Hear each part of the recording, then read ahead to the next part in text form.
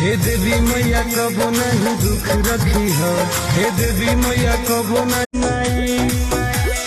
पंखू में गजब उड़ान दिहनु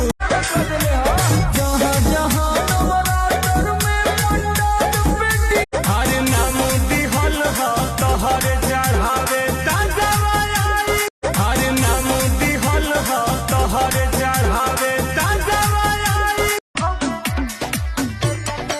गाना से करे हम गोहार भोरे